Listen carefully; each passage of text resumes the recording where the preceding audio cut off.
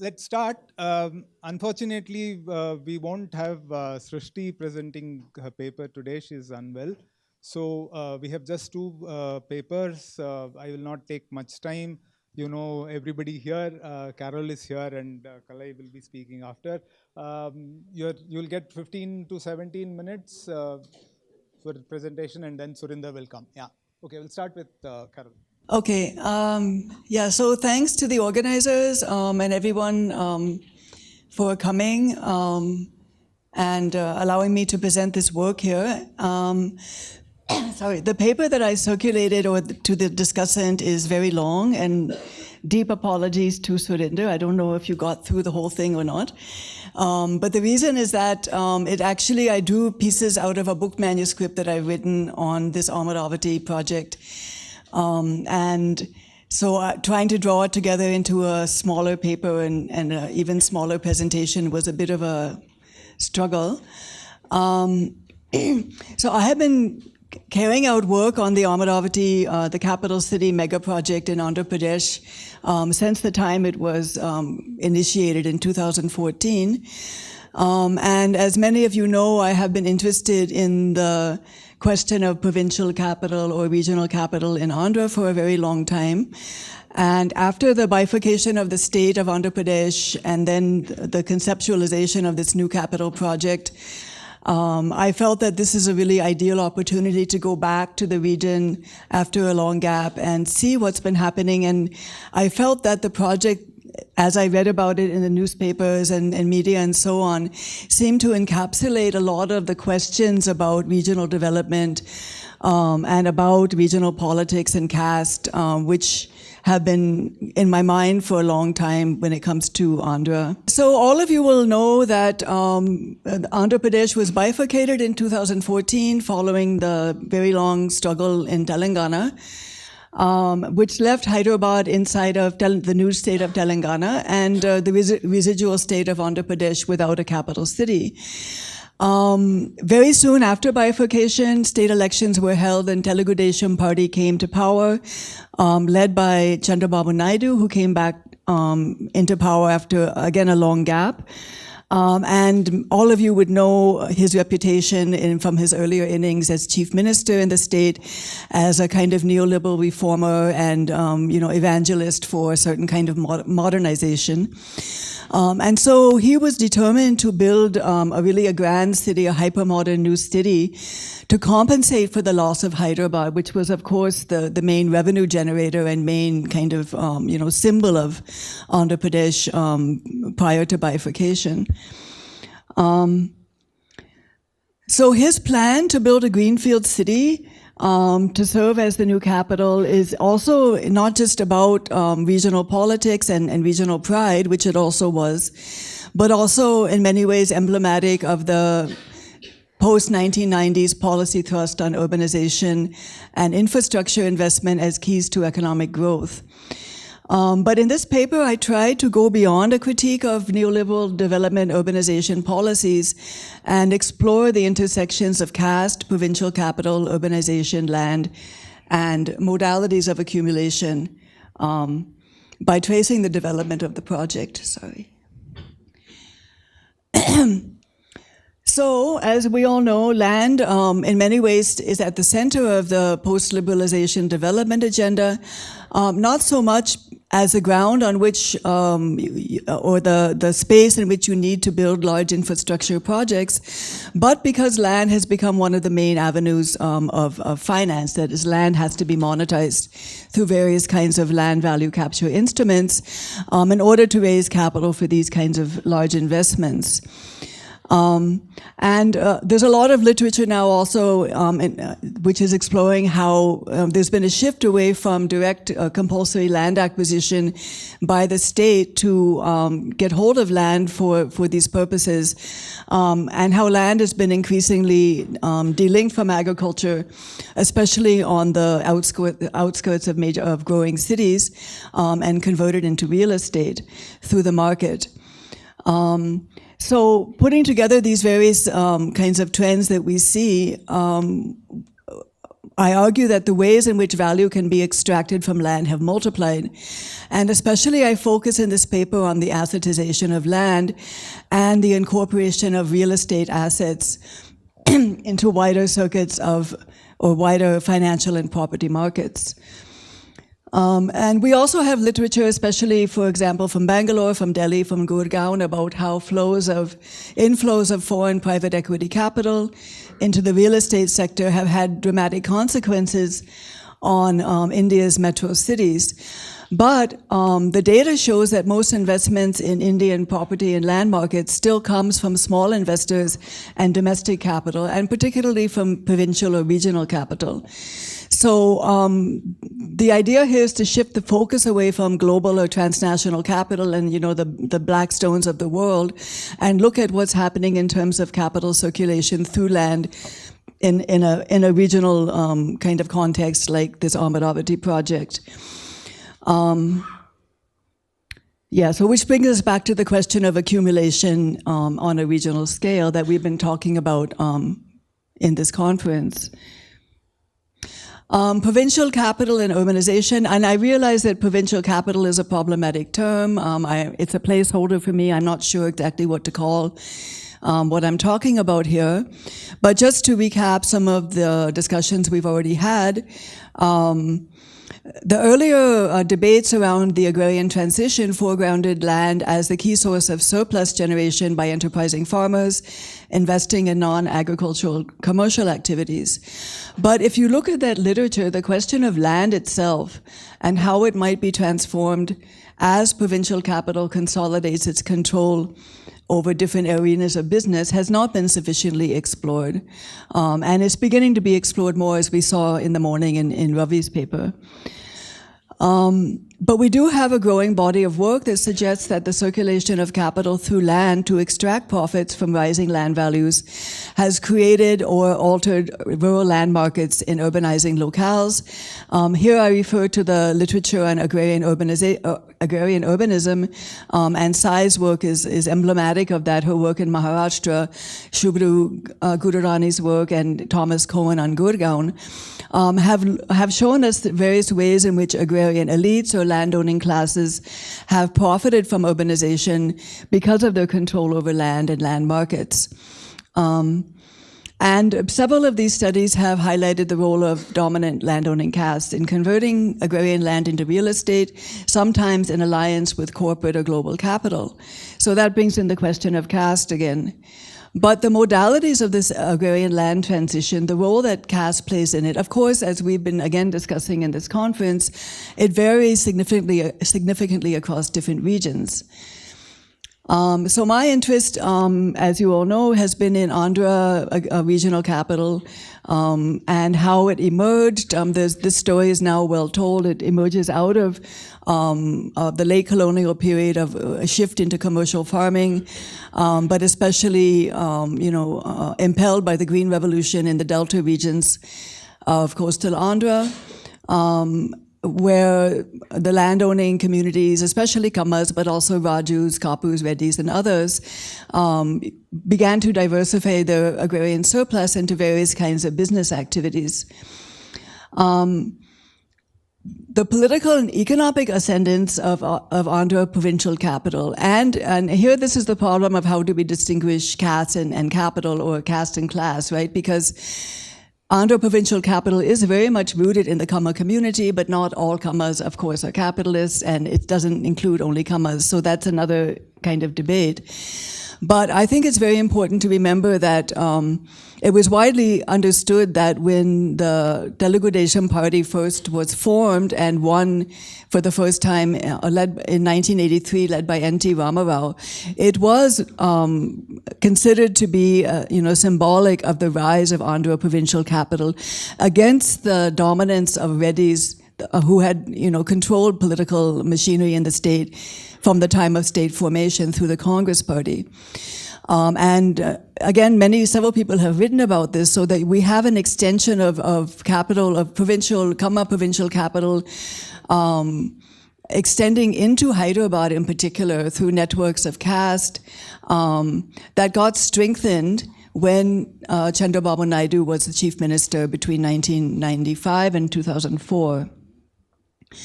So, and that extension of Andhra capital into Hyderabad was, of course, also one of the main factors behind the Telangana struggle, because there was a widespread feeling of resentment amongst people in Telangana against this dominance from coastal capital. So with the division of the state in 2014 and Naidu's plan to build a modern, hypermodern new city in the residual state, it did to some extent lead to a reverse flow of capital back into the region. And I think there's enough evidence to show that the victory of the Telugu Party in the 2014 election really can be attributed in large part to massive support from Andhra business groups who felt that they had been, kind of sidelined and marginalized by bifurcation, and so they wanted to find a new home, for their capital accumulation activities.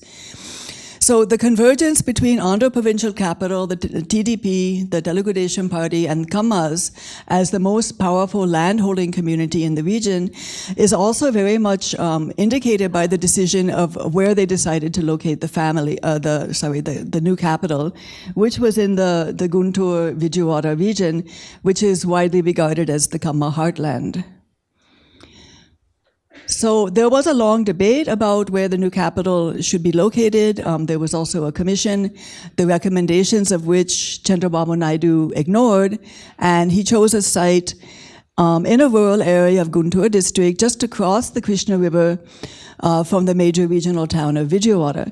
So the advantage was that it was rural land and therefore, a space which could be occupied, and yet near a major urban center which has a lot of locational and advantages in terms of transport, etc.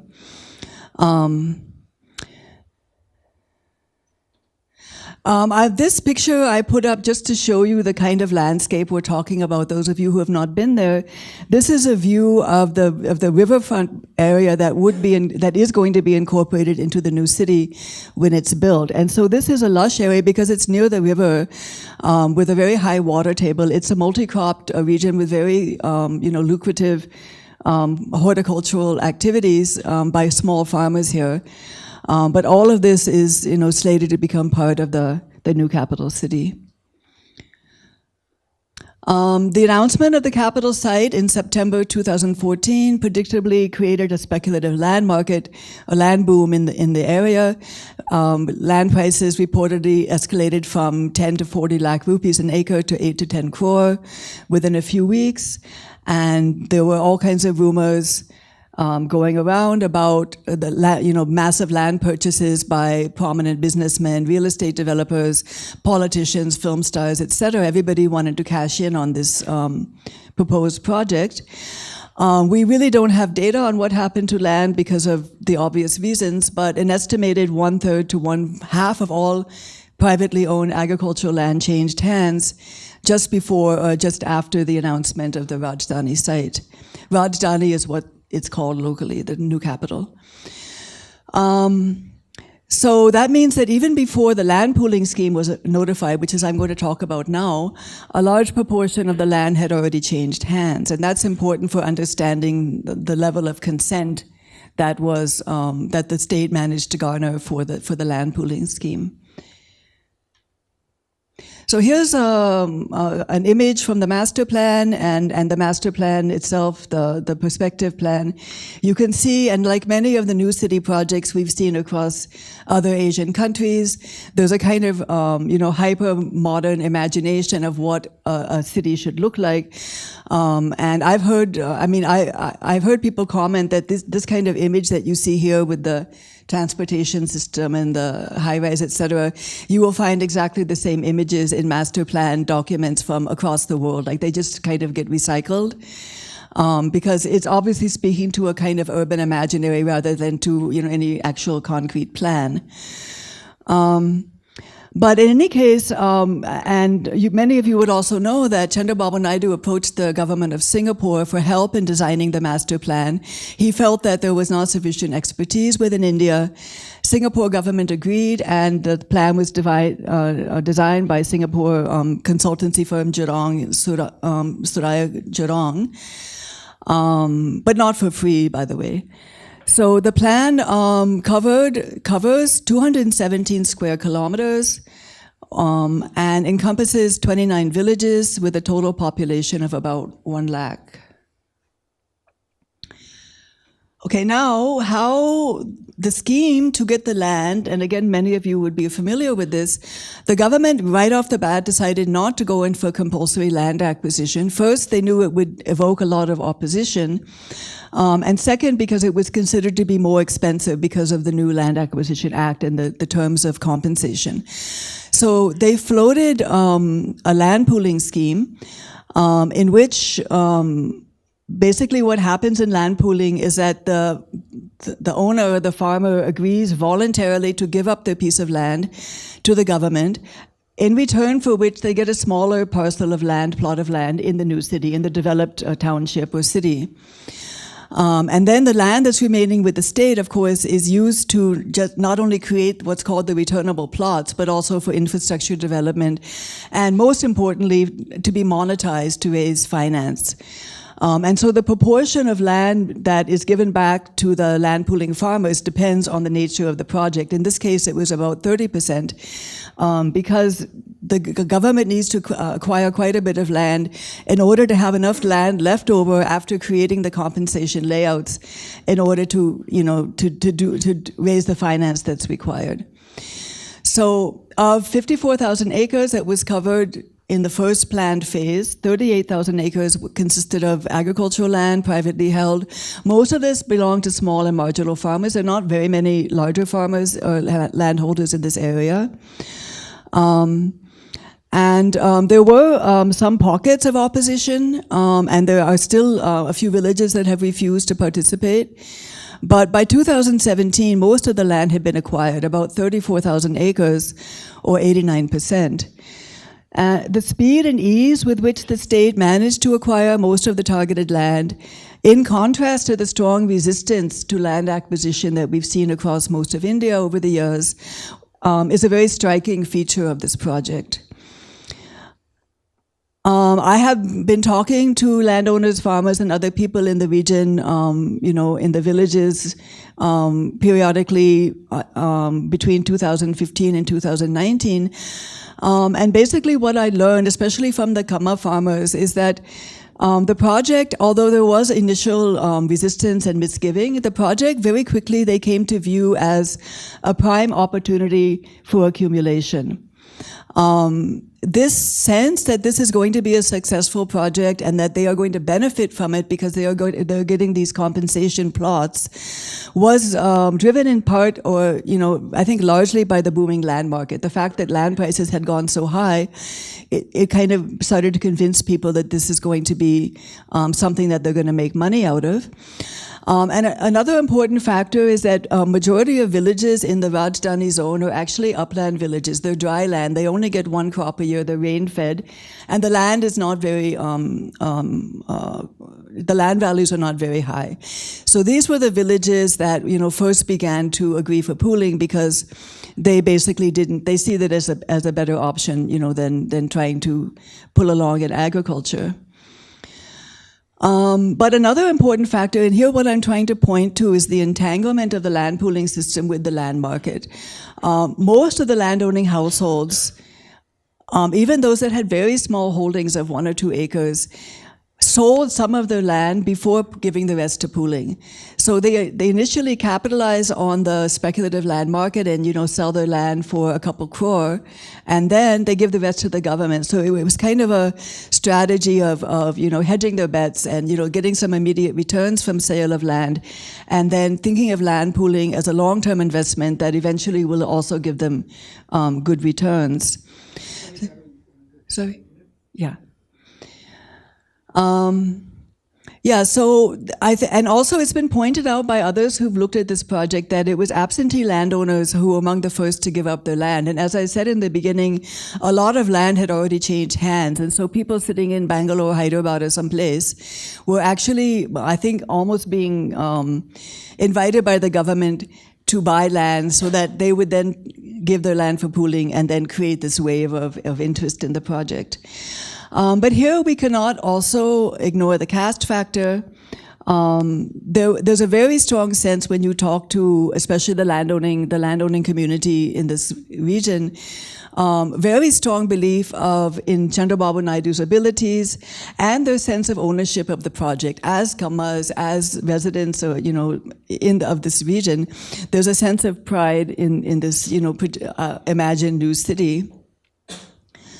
And the fact that most of the landowning households were Kammas also gave them a certain kind of access to the state bureaucracy and the political class, which helped them, to kind of participate in land pooling and to basically think of themselves as stakeholders in the project.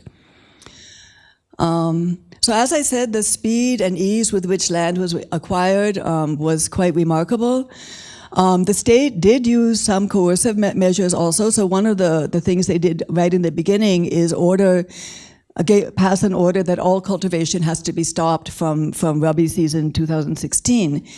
And so almost overnight, you see all these fields that earlier had crops of cotton and maize and other things, just became fallow.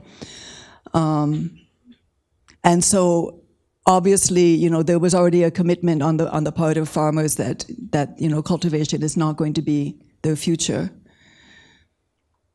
So in this part, I want to describe briefly the financial architecture of the Amaravati project, because I think it's important to understand precisely how land is being used to extract capital for a mega project like this.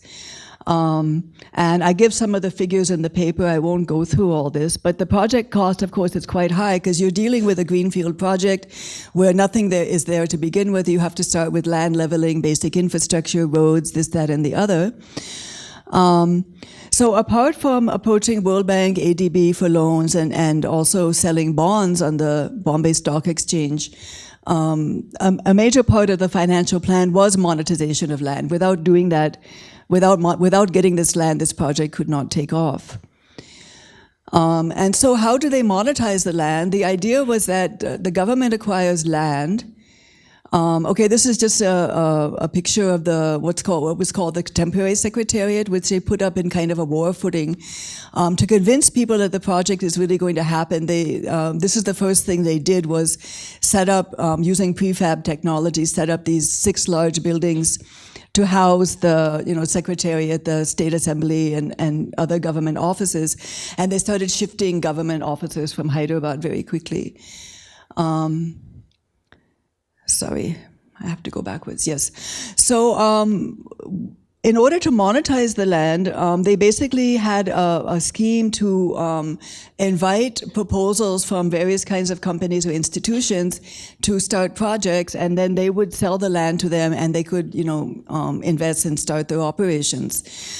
And the government first focused on education and health sectors with the idea is that if you set up a university, you set up a hospital, medical college complex, that will have add-on effects. It will stimulate economic activity in the surrounding area. But what was happening is that they started allocating land to these various institutions and companies at 50 lakhs an acre, which is extremely low given the land market rates in this area. But some of it did work, and here you see SRM University, which actually started functioning during this period up to 2019. 4 private educational institutions started functioning. By 2019, nearly 1,300 acres of land had been allotted, but very few of them had actually started even construction by the time the government fell in April 2019. Yeah, so this is the secretariat. I already spoke about that. But apart from this construction work, the most important thing was building roads, flood control works, installation of electricity trunk, etc. All of that work was going on up until 2019. This is just another just to give you a visual of what this place looks like, what happened is that there is all this fallow land, but the institutions that were being given land and that were actually building and starting, or the various government buildings that they started making, are all scattered very far apart, and often without even any road connectivity. So there was some kind of a notion that if you put something here and put something there, the urbanization will happen in between, kind of automatically. And there are certain issues of this with the from a simple urban planning point of view.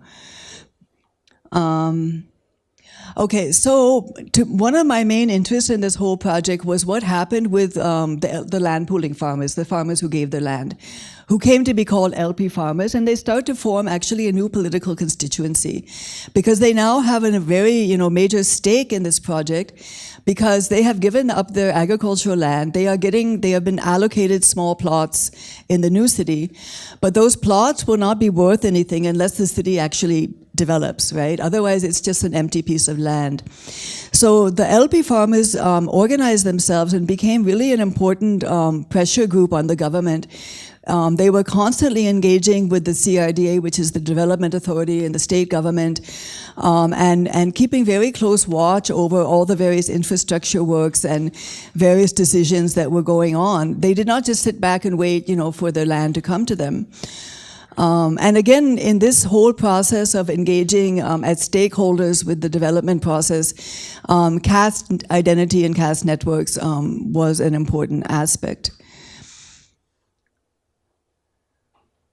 This is just an example of the layout plan. So the compensation plots were to be given out in about 15 layouts, housing layouts scattered at different places in the capital zone. And this is kind of what they look like. And they allocated the plots through a computerized lottery system. So it's a complicated system I don't have time to explain, but depending on how much land you get back for the land you gave and what size of plots you selected, you were allocated a certain number of plots. But those plots, to me, an important aspect of them is that at the time of allocation, the plot certificate that you got did not correspond to a particular piece of land on the ground. It was a notional certificate that said you are getting 400 square foot plot vaguely in this place.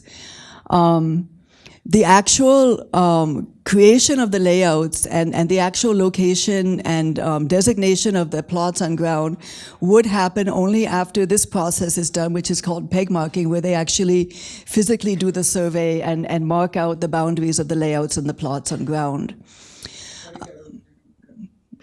I'm almost done. We're missing one speaker. Okay, sorry. All right, so I won't go into this, but the reason why I mentioned this thing about peg marking and the plot certificates is because my argument here is that what has happened is that agricultural land has been basically transformed into abstract assets, and not only abstract, but dematerialized assets. That is, this land is now a financial asset, which can be traded, but it does not correspond to a physical piece of land on the ground. And to me, that's a very important shift in terms of how land is actually understood, and especially in a rural community like this. So, long story short, these plots were allotted. So, a bunch of farmers have a few plots in their hands, and then a market for the plots develops, because the government said that as soon as you get the plot, you're allowed to sell it. So because there was enthusiasm for the project, this market does develop, and the market was also very much facilitated by the launch of this app, which is the Mana Amaravati app, on which you can buy and sell properties. And so now what we have are basically financial assets, which used to be land, which are now also abstract, but also being traded, also digitalized, and then being traded in an online market.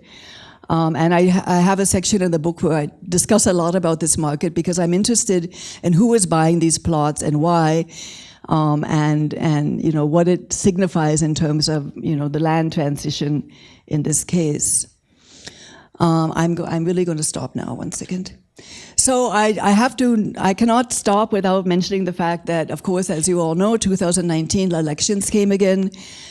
TDP was voted out of power, YSRCP came in, and Jagan Mohan Reddy halted the project. So as you can imagine, all the farmers who had given land and now have these plots were in a mess, because the plots they are holding, or the other investors who bought land and plots there, are now holding basically worthless assets, because the assets don't have any value unless the city develops. So in other words, it was clearly revealed, if it wasn't already obvious, that this is a highly speculative project. But not only that it's speculative, but most of the risk of the project had been transferred mainly onto the farmers who had pooled the land, and not to, the other kinds of investors. So this story, and I tried to tell very briefly the story of Amaravati's rise and fall, and now maybe rise again with the TDP coming back to power. It's more than just another example of the violence of these kind of land-hungry projects that India has been pursuing. I think it reveals a kind of one of the pathways in which this kind of agrarian to urban transition is happening, where regional, state, provincial capital, and the political class are converging in a particular way to extract value from land. And it may be a very specific case to Andhra in terms of the ways in which the local landowning class participated in this. I know we have similar cases from Maharashtra that Sai has documented. But I think my effort here has kind of to try to bring together this notion of provincial capital, and it's particularly, the ways in which it operates, along with larger theories that are, that we have in the literature on financialization, looking at assetization as a major, process or major instrument through which these kinds of changes are happening. So sorry, I'll stop. Anush, Sonal, thank you for having me here and also making this possible. And this is it's an old paper, and I must make two caveats before I proceed. One is, some of these things that there in the paper is most obvious, which if I quote one of the famous mathematicians says, the obvious of the obvious is not always obvious. It needs to be often demonstrated. So slightly I'm going to consolidate the different literature, synthesize and say, make an argument here. And the second, partly the data are old. Partly data are old, but the still argument stands valid. So because why I'm making this caveat? For two reasons. One, this is actually in a way questioning the dominant narratives within the critical scholarship.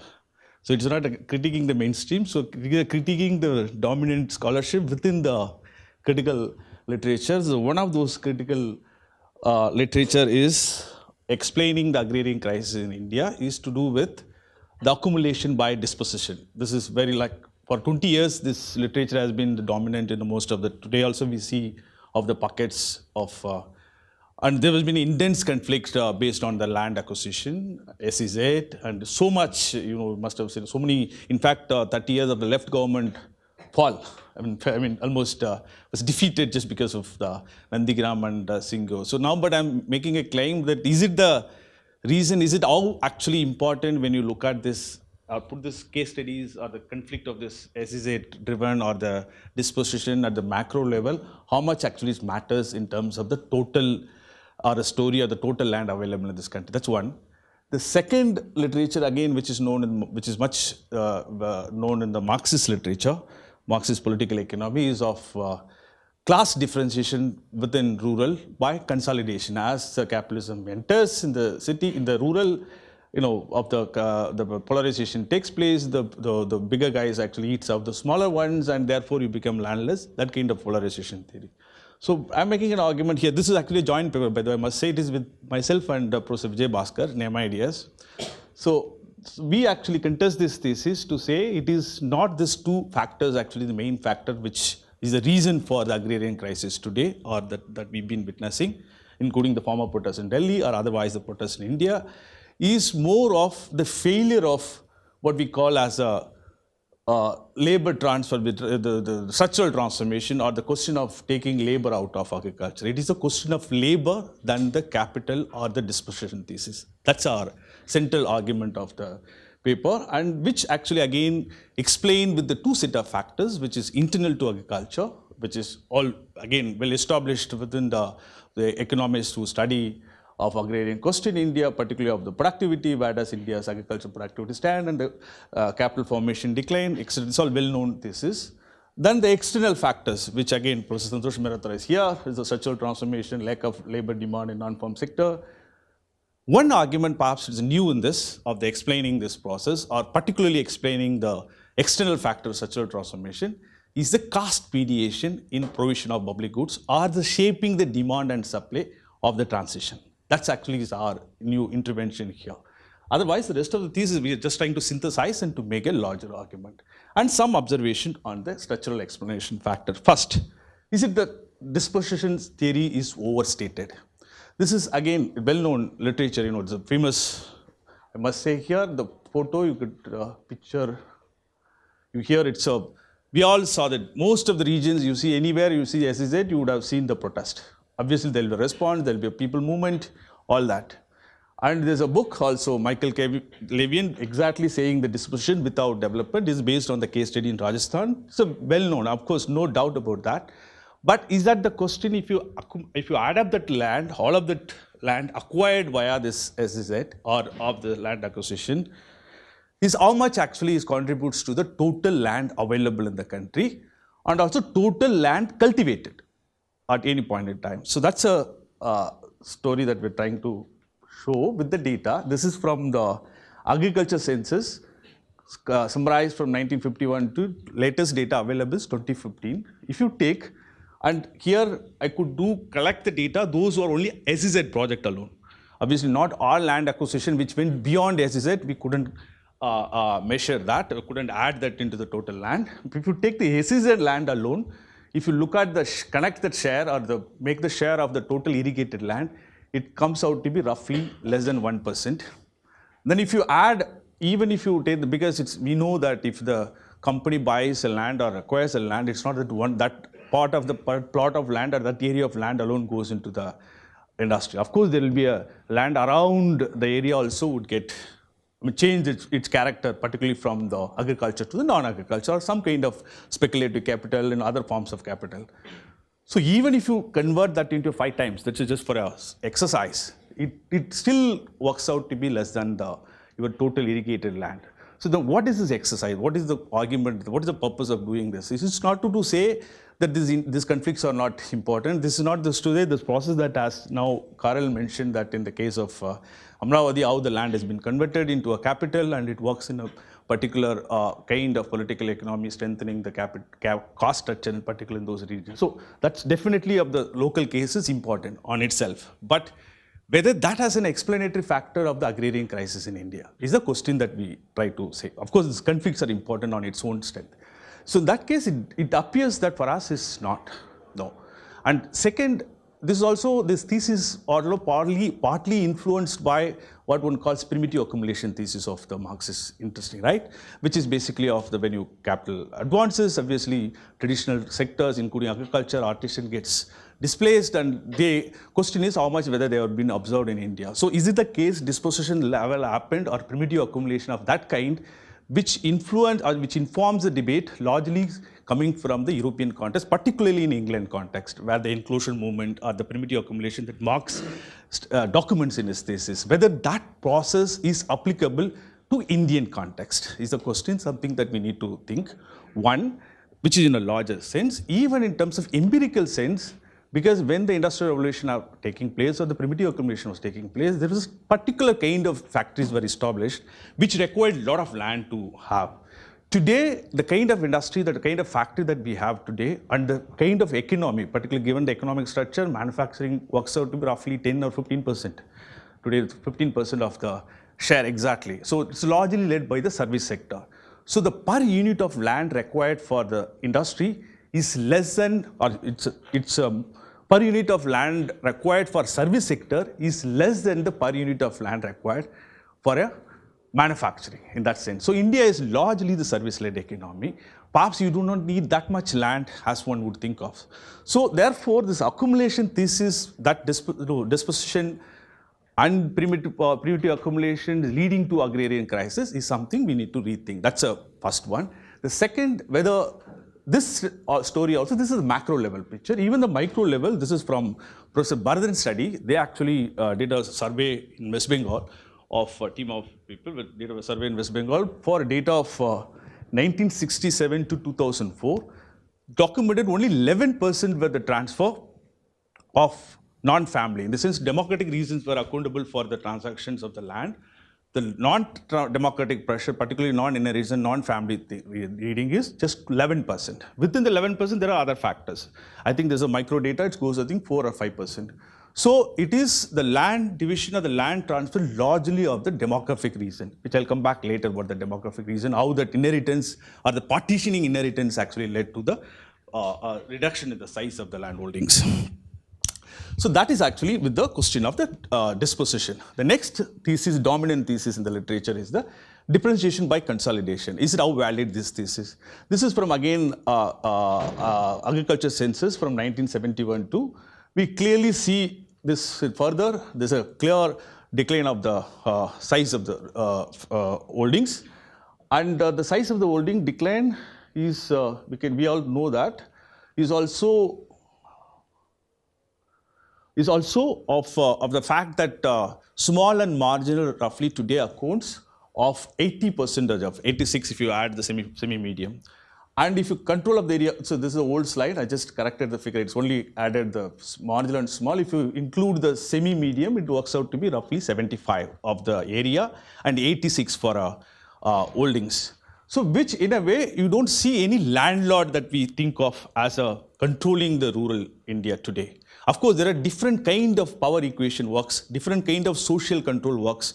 Maybe one can think of agrarian inequality without landlordism. Maybe one can think, or the caste as a social institution operates controls, that's all different story. But does this kind of the traditional understanding of land control, consolidation, and that leading to polarization is taking place in rural India or for a long time? No, that's a question that I'm going to contest here. That's therefore, we don't see that's happening. Definitely increased landlessness, which clearly shows in this data itself. So then the land, then what is the differentiation? How do we explain the differentiation? This differentiation largely is the land transfer predominantly result from the partible inheritance. In the sense, same family, it gets divided into over a period of time. You clearly see the size has been coming down from 1971 to latest 1.1, it almost become off. So another important fact that we need to factor in mind, we think since the urbanization is a story of post-90s, urbanization story is largely post-90s, construction turn or whatever you would like to call, or the real estate turn. But actually rural population in absolute sense, it's going up. It's not coming down, the absolute numbers. It's only the ratio of the rural population is coming down. You get it? This is very important. Many people think that rural actually become invisible. No, in absolute sense, the population hasn't come down. It's only the size, rural relation actually is. So this pressure of the rural and urban, so particularly the increase in the population in the rural is the reason why we see the partitioning of the land. Not really of the land actually, huge scale transferred to agriculture to non-agriculture. Of course, we see the pockets. Of course, many lands are now, we see the Amravati, there are many projects you see across India getting translated into some kind of capital or other speculative reasons. But how much those contribute to the total agricultural land? Whether that's the reason that agrarian crisis that the India is unfolding is a question. So now, what is our argument?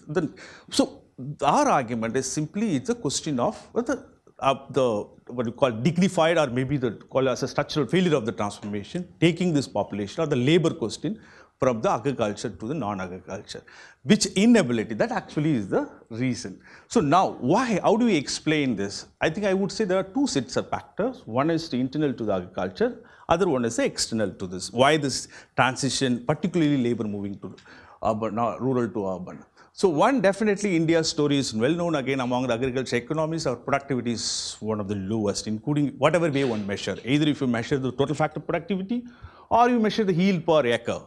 Of that, most China, it's relatable. If you see the size is a factor. The India size of the average size is much higher than the Chinese case, but China is 3 times better than the productivity level of India. So obviously, India's productivity is much lower than the many of the countries.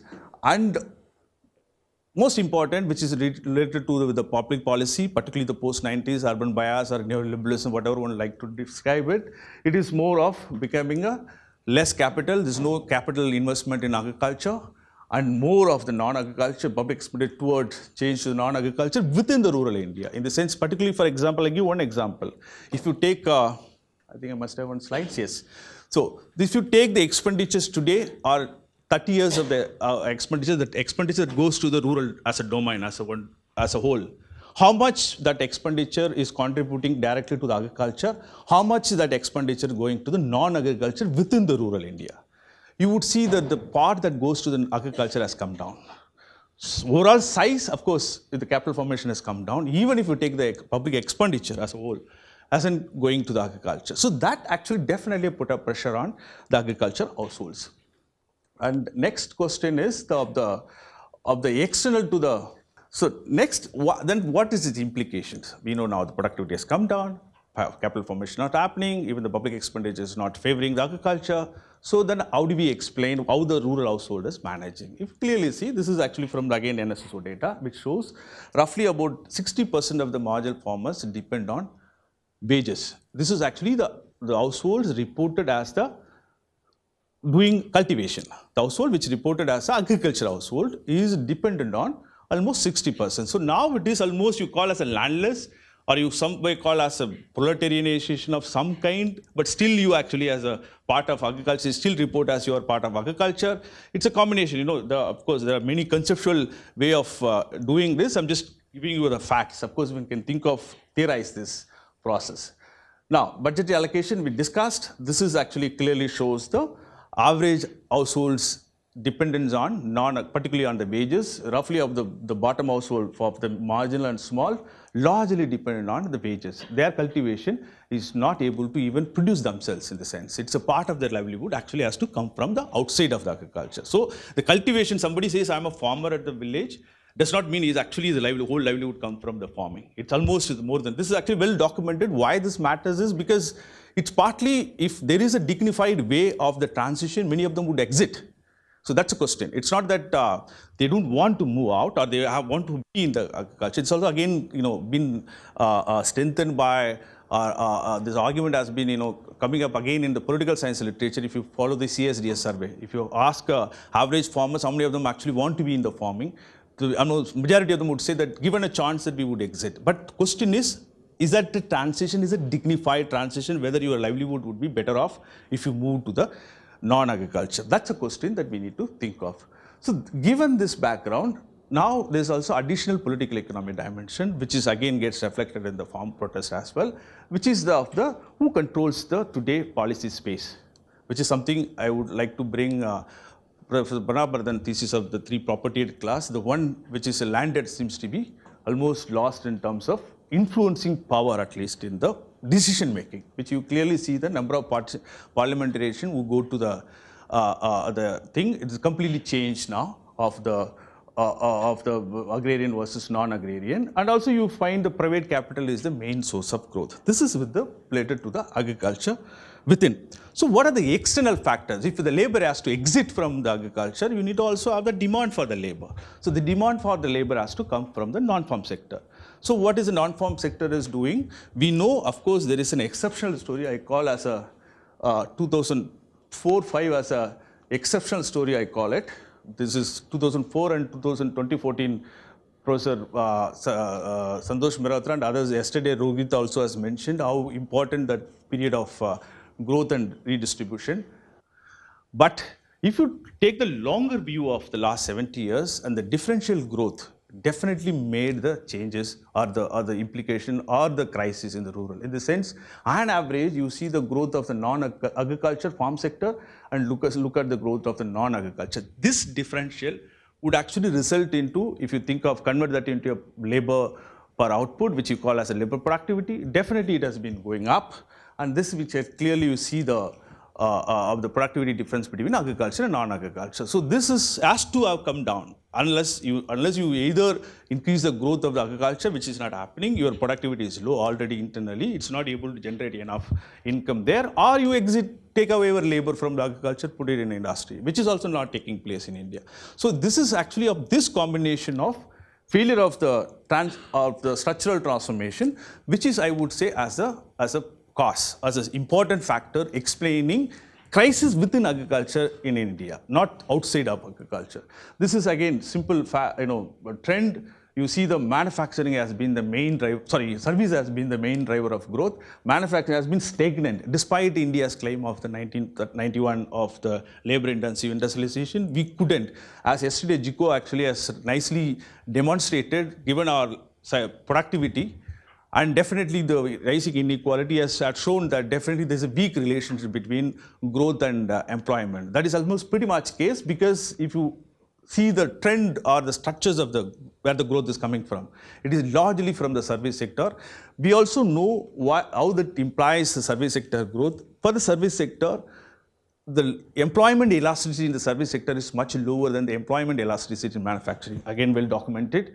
So all these factors, kind of growth we have, structures of growth we have, is not been able to absorb labor released from agriculture or potentially willing to move out of agriculture, is not been absorbed within the non-agriculture. That's actually, would say, the single most reason beside the internal factor to the agriculture. Yes, so I'm almost like 3-4 slides. Now, where does India stand with the global level? In the global south, we're not talking about the global north. Within the global south, the average of the population directly dependent on agriculture. In India, roughly today, 44. It was actually, there's a reversal today. I mean, we know the reversal of structural transformation. Last few years before, it was some 40 or something. Now it's a 3-4 percentage point. 42 percentage point. Now, this is actually 18 data. 2022, obviously, it's gone up.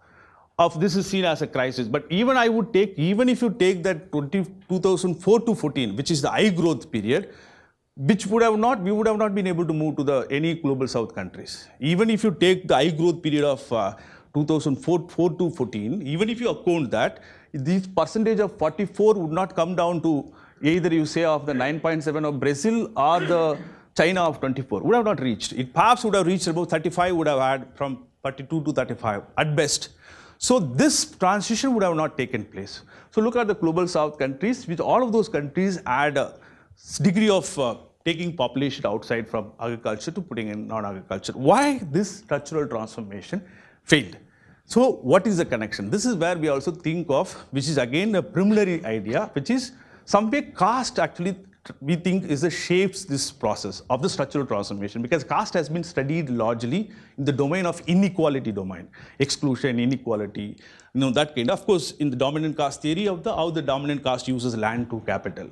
But we would contend here, caste also facilitates kind of public provision of goods available to even the quantum of goods, even the access to the goods. In the both way, that shapes the of the supply side of the capital of the growth process, and the demand side again, which also been of the how much it's receptive or the entry barrier in or the other aspect from the demand side, how growth is the inclusive, would also decide of the moving population from agriculture to non-agriculture. Broadly, this is from Atul Kohli classification, studying from set of countries in the global south. He says the 4 characters are important: land reform, state capacity. Yesterday we had a long conversation with Karthik Muralidharan thing, and the public investment, pro-poor. So now where does caste place in? Which is where we try to bring in the famous political scientists of Myron Weiner thesis of the elite bias in education. Historically, the 2 characters to the public policy in India. One, even in the Nehruvian period, our public provision of goods was elite biased.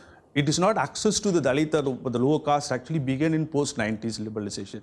This is here show of the amount of resources that was in the elementary school of the total education expenditure. In the first plan, it was 58%. It actually went to 34% in 64. So no country in the world would have had that kind of withdrawal of the basic resources that would have gone to the basic education, which is making a compulsory education. Until this Sarva Shiksha Abhiyan came in 2002, most of the kids were outside of the school, and that actually ensured the inclusion of those. This is partly of the kind of bias that existed in our industry. This is another matter. The size of the education expenditure is also low. That's a different story. Even within the composition of the expenditure also partly contributed to the historical neglect of the public. Why this matters? Even today, you see, continues to see our education parameters is much below than the global south countries.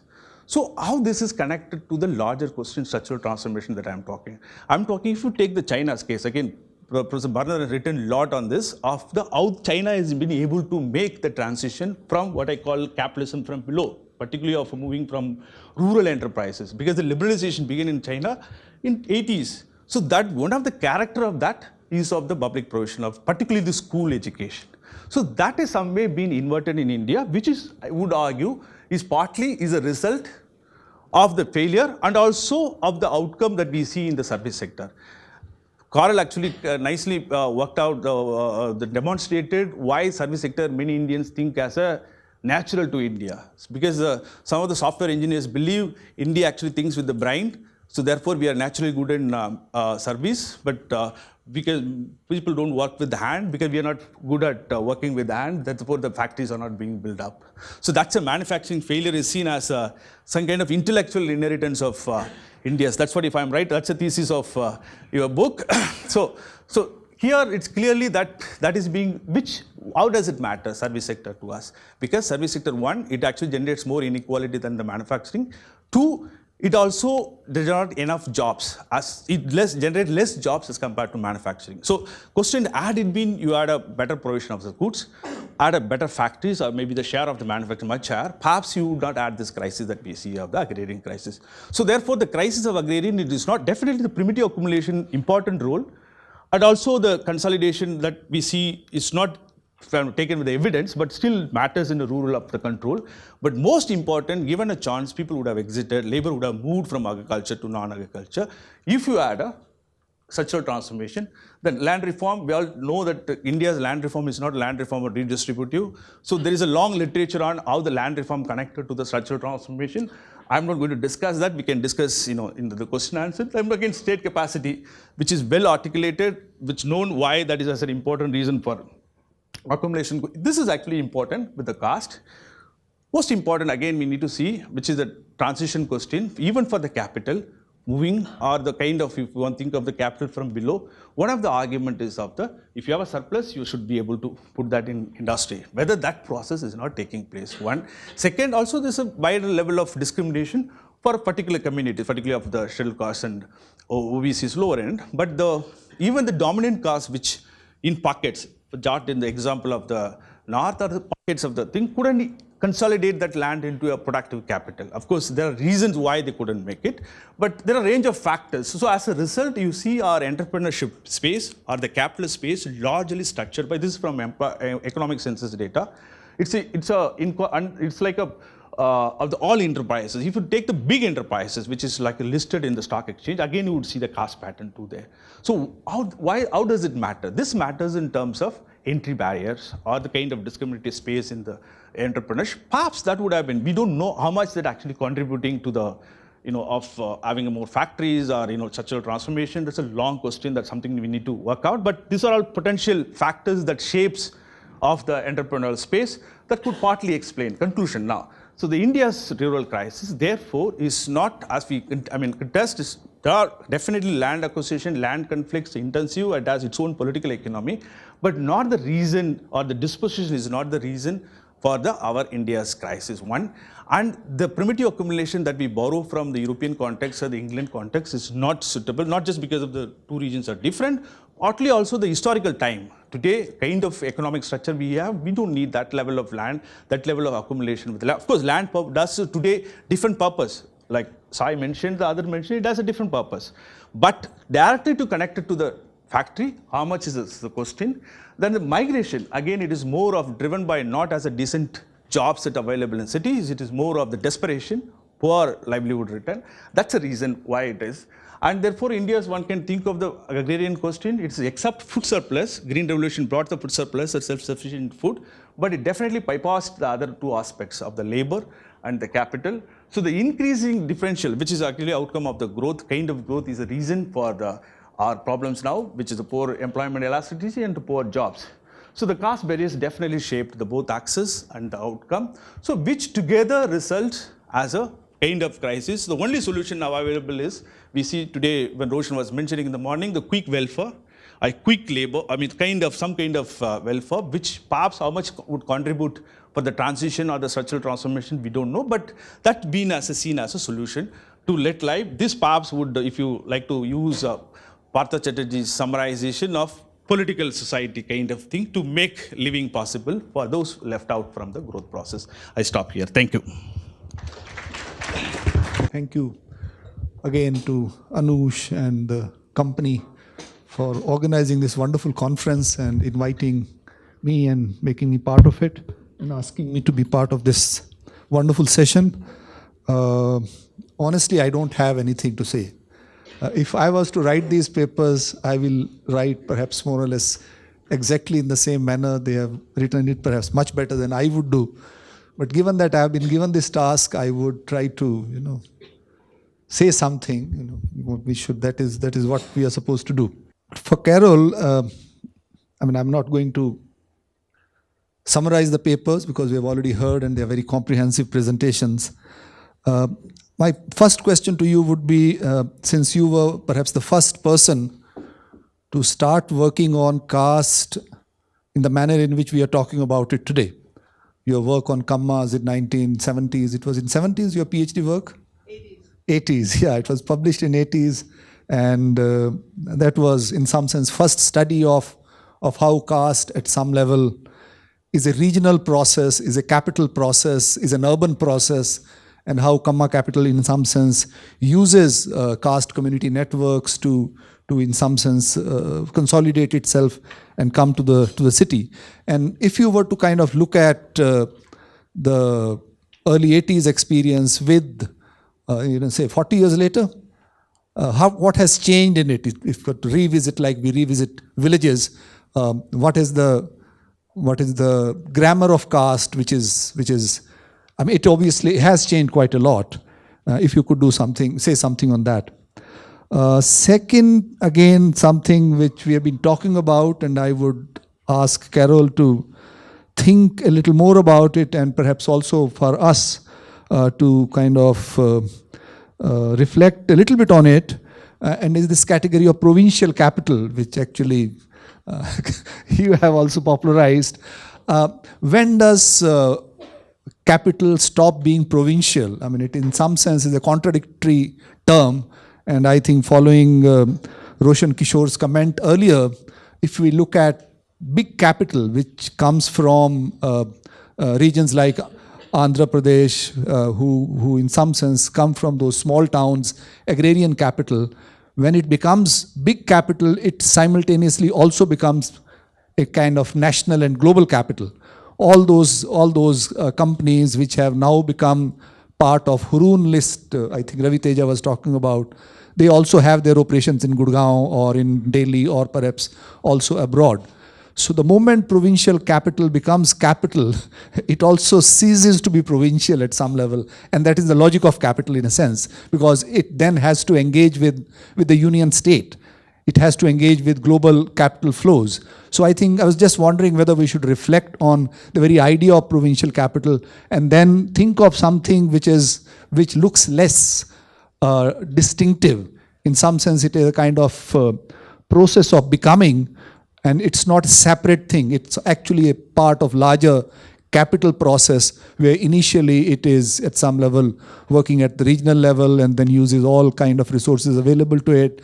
And once it reaches that stage, it is compelled to be part of the larger national and global circuits of capital. It doesn't have a choice, because that's how you become capital. That's how you kind of accumulate and how you multiply yourself.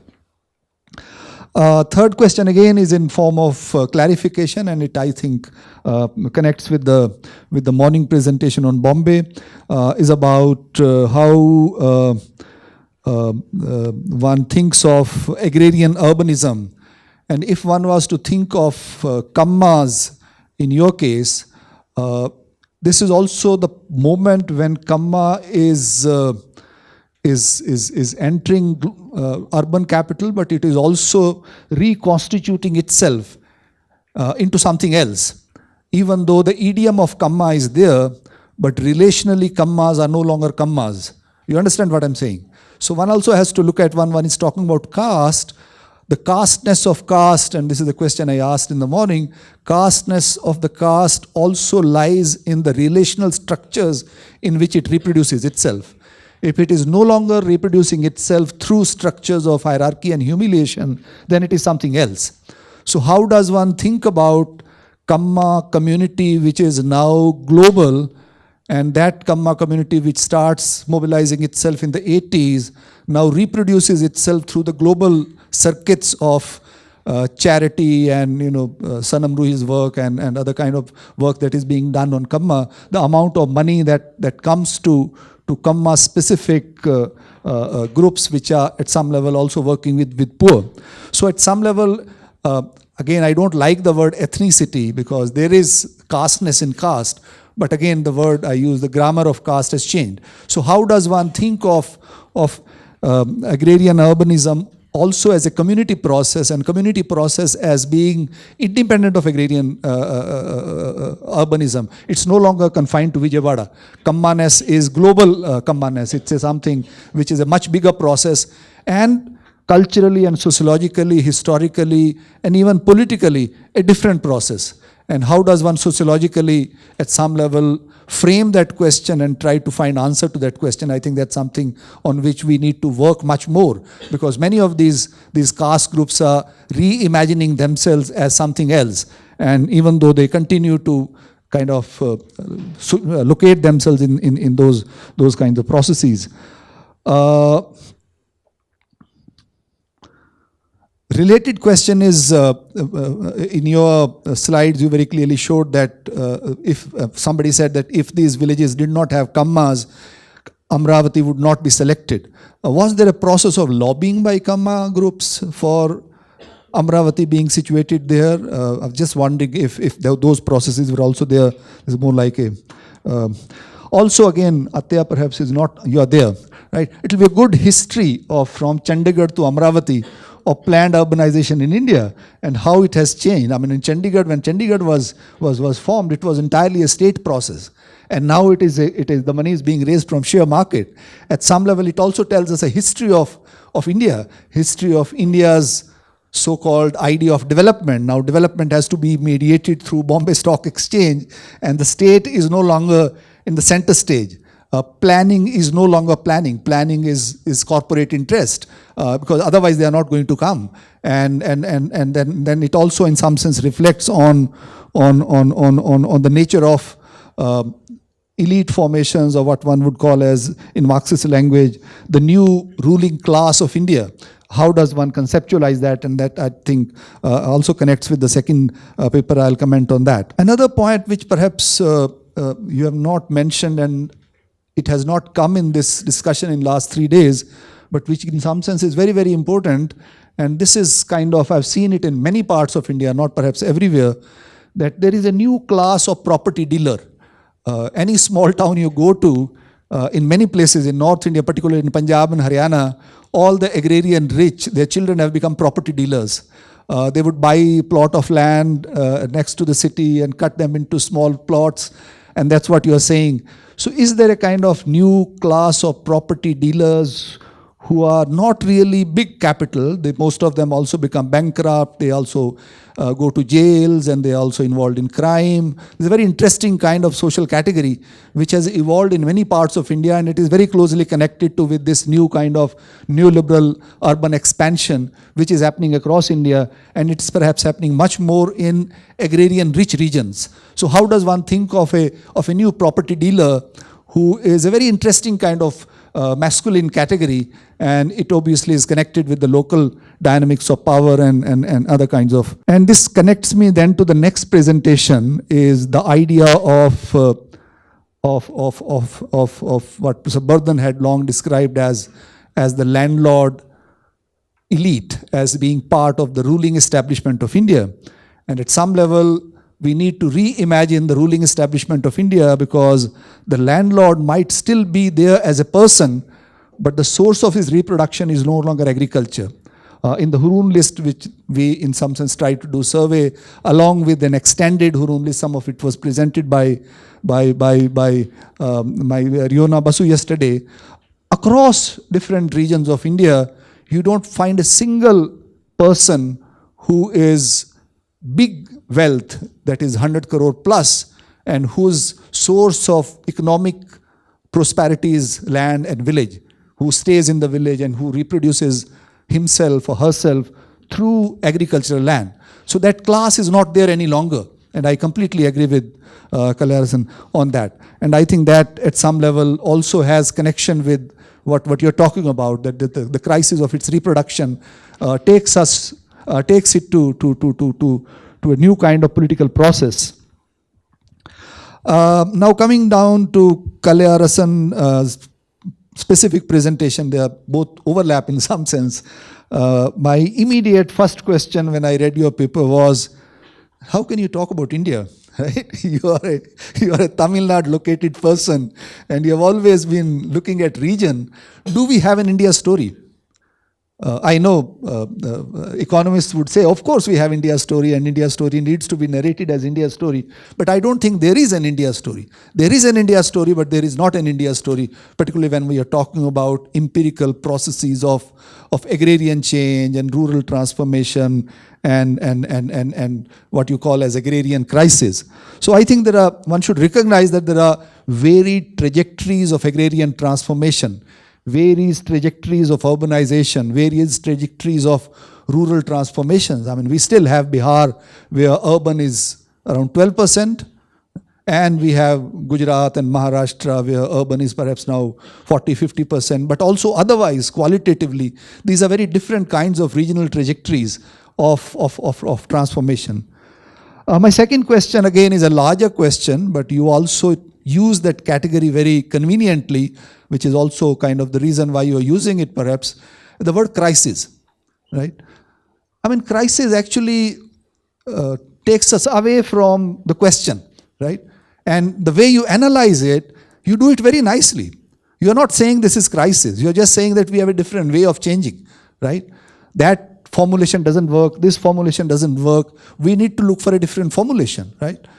And if we have to look for a different formulation, then we need to frame it as a question, or we need to frame it as questions. There are many questions. There are questions of labor, there are questions of employment, there are questions of agriculture, there are questions of rural population not declining, there are questions of urbanization and its nature, and people who are located on land obviously are involved in that. And this is a term which was convenient to talk about farmer suicide, and we began to talk about crisis. But every region has its own trajectories of agrarian transformation in which some people are experiencing downward mobility, they are experiencing distress, some people are killing themselves. But I think they need to be framed as substantive social science questions so that we can look for social science answers rather than moral assumptions. The moment we use the word crisis, we turn it into a moral question. And when we turn into a moral question, then its empirical is taken for granted.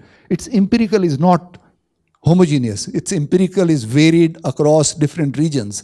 Maharashtra's, Vidarbha's agrarian distress is very different from the distress of Sangrur district in Punjab. The distress of Sangrur district in Punjab is very different from the least agrarian rich regions of India where there are no suicides, right? Bihar doesn't have agrarian suicides. Why is it that it doesn't have agrarian suicides?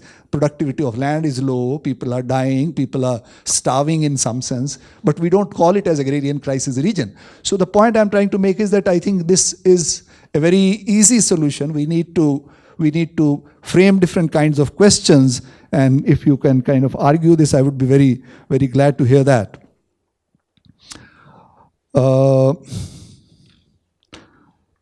That also in some sense about the rural, yesterday I actually presented the table that how absolute size of, not only absolute size of the rural is not declining, number of rural settlements has grown from 2001 to 2011. Absolute number of rural settlement has grown. So there are also new villages being formed as new cities are being formed. So it's not like villages are becoming cities and just demographic pressure is growing.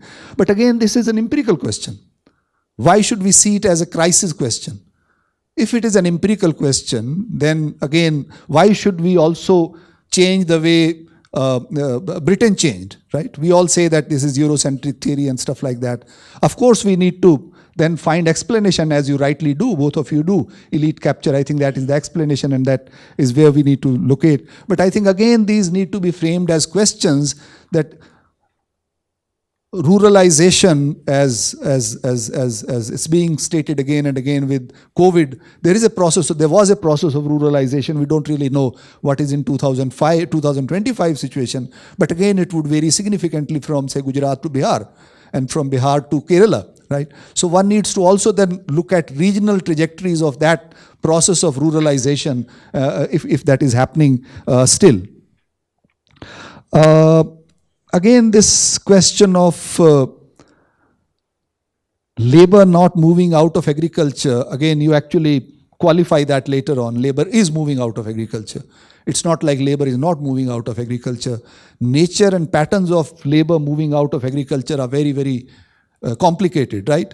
The study of Amrita Datta and my study of Bihar villages in Madhubani showed that only 11 to 12% rural household in Madhubani, which is only 6% urban, are involved exclusively in agriculture. Not that they don't do agriculture, many others also do, but the proportion of rural households nationally involved exclusively in agriculture, and I think this is Sainath has also stated similar kind of data, is anywhere between 8 to 25%, right? It's not more than 25%, even in a state like Punjab, where agriculture is a kind of substantive occupation. Gaurav is sitting here, he was talking about his Gurdaspur village. 80% of Jat Sikhs farmers, they have diversified into urban business as well. Some of it he presented today. So there are these processes of moving out of agriculture, but which are region specific, which are India specific, which are context specific. And I think one should recognize them as empirical processes and then try to conceptualize rather than seeing them as kind of, crises points. Some of this data, I think, which again economists can't do without data, and therefore they have to look at it as a sacred data, 44% people being dependent on agriculture. It's a kind of guess. And it's a guess which is made by field investigators who do NSO survey. And anyone who is involved with surveys knows that how those guesses are made. So I think one should also simultaneously supplement it with micro studies. And whenever we go to villages, we find much more complicated processes. And this brings me to the final point. And that is, you rightly said that this is actually also an elite capture question, right? Elite, it's not elite bias, but it's also now elite capture. And I think the difference between 1950s and 60s was that at that time it was elite bias, and today it is elite capture. And it's no accident that this data coming from Piketty's lab shows that inequality in India today are back to pre-colonial period. So this elite capture is actually a neo-colonization of India, and rural in some sense is one of those sites which is colonized. And we know how at a time when poverty is rising, India's billionaires, both quantitatively and qualitatively, they're rising, their number is increasing, and the volume of wealth they own is increasing. And India is now, I think, at number 3 or 4 in terms of total number of dollar billionaires. And then there are these other billionaires which are rupee billionaires and stuff like that. And this is not just every other person becoming billionaire. So their number is increasing, self-made as they are called, new number who are getting added to it, Hurun list consistently showing the number of billionaires is increasing. And I think this is a new kind of colonial return, which perhaps explains many of these processes. Thanks, Surinder. I'm sure I cannot tackle all these questions, which are all relevant and important. 80s story till now, what has changed? Difficult to answer because I have not gone back to the Delta regions, which is where all the things that was happening in the 70s, 80s was happening. My understanding is that, as we know, Andhra is like the state with the highest level of tenancy in India. And many of these landowning families have simply left the village, but they hang on to their land, and it's being leased out, and I think primarily to OBC communities. So that's a big shift, and they have, these Kammas have certainly very much urbanized, which was why it was quite interesting for me to go to a part of Guntur district for the Amaravati study, which I had not really seen before, which is dryland, rain-fed agriculture, where you still have your peasant farmer doing the kind of agriculture that maybe was being done 50 years ago, and who are now, of course, being pulled out of that by other kinds of forces. So that's one kind of shift. This is the most important question. Provincial capital, when does it stop being provincial? We've been talking about this a lot during all the coffee breaks and all. I think we're all uncomfortable with this term, and yet we feel that there has to be some way to make these distinctions between different forms or cultures of capitalism, perhaps. And here is where the caste question seems to be very important, and maybe that's why we should drop provincial and just talk directly about caste, because there is a sense in which this came out in Sai's paper also, in which different, at least mercantile communities, have very distinctive modes of operation, right? Through caste, kinship networks, etc. And this has been well documented in this old literature on business communities, which did focus more on the trading and mercantile communities. And I wonder to what extent that would apply to other kinds of groups that have gotten into business. So maybe what we're really talking about here is a particular category of capital which has not yet reached that big capital stage, and therefore subject to all these laws and constraints that you talked about, but continue to operate through these other kinds of networks. And I think Sai mentioned this example of the Gujarati, the Jain, particular community of Jains that completely controls the diamond trade out of Surat through Bombay and into Antwerp, right? And this operation is, again, very much through kinship networks. I'm sure they have formed companies and so on, but somehow it's operating through a different kind of modality than Reliance Fresh or whatever, I think. So I think there's a lot of work to be rethought in the Indian context of how do we characterize these different modes of capital operation, structuring, organization, etc., which is sometimes deeply rooted in particular communities and sometimes more delinked from that. So it's not maybe always a question of scale. And I can't go really beyond that. I think there's a lot of kind of remapping that needs to be done here. And it's certainly because just because a capitalist class has come out of agriculture doesn't mean that it just remains provincial forever, as you said. So that links to the question about the Kama, the caste identity, and you're right. But this is a very long process, and you see it also in the case of other groups where from the 1920s itself, a lot of little subcastes start forming together into this large category called Kamma Reddy, etc. It's really a political category, which gets solidified through kinship ties because they begin to extend the marriage networks, etc. And so in what sense is it a caste? But the only quibble I would have here is you seem to think that caste, by definition, needs to be part of a hierarchical system. But we could also just think of it as a form of social organization which does other kinds of things. So you don't necessarily have to be a caste in relation. I know traditionally in sociology you do, but that may not be the most important thing when you're looking at these very transnationalized, very globally spread out groups. I think the archetypal example of that would be the Tambrams, right, on which there's been a lot of work, who have become globalized and they have a kind of identity, but it's delinked. Yes, there's hierarchy there, but it's delinked from the village hierarchy in substantial ways.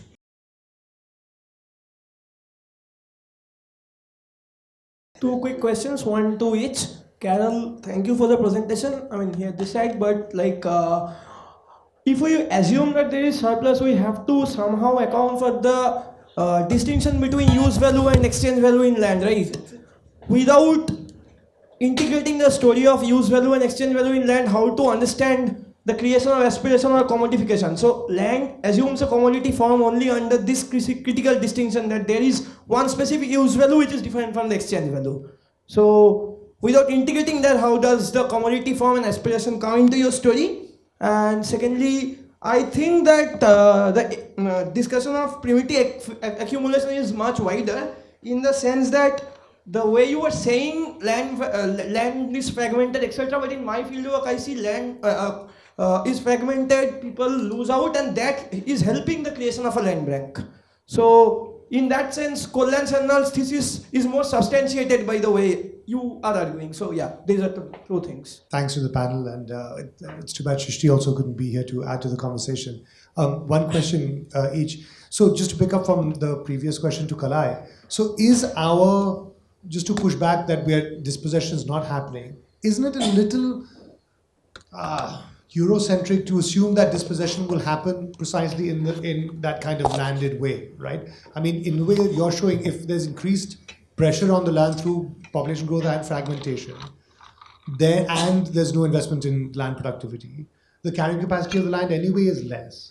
So, in other words, what does migration figures show, right? So maybe it's just the land-based form of dispossession may not be happening quite in that way, but clearly if land is becoming, uneconomical, then it is de facto dispossession, or you can't socially reproduce through land.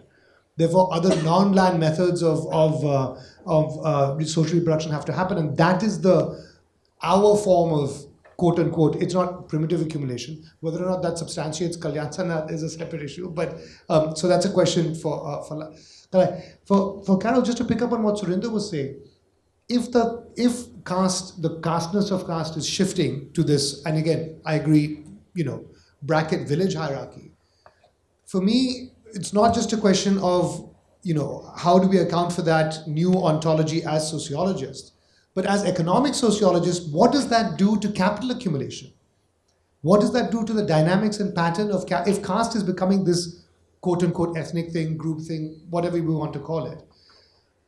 I think as a discipline, we also need to come up with stories. This is as much as a response to Surinder as well. Not just what does it do for our concept of caste, but what does it do for their concept of capital formation, right? And put it bluntly, does it advance it or retard it? Or I'm sure Kalai has his own response to the question that was raised by Surinder about use of the term crisis. But let me give you, Surinder, my reasons for using the term crisis in respect of the labor market and in respect of the employment issue. You can use the term subjectively, and I'll give you evidence about that. And you can use the term objectively, and I'll give you evidence about that.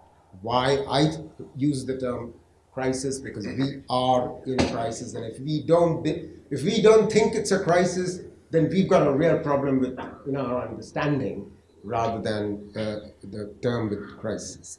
So let me give you the subjective dimensions of how people are seeing the employment crisis. One, the CSDS survey told us, surveys in 2019 and in 2024 told us, they asked the same question of voters.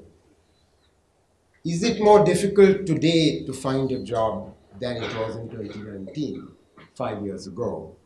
And I can give you the numbers, I won't bore you with them. The fact of the matter is that the evidence, they said the numbers are so much greater just 5 years later than in 2019 alone than you can imagine. The second subjective evidence I'd give you is that in 2018, the number of unemployed youths that were committing suicides was 3 every 2 hours.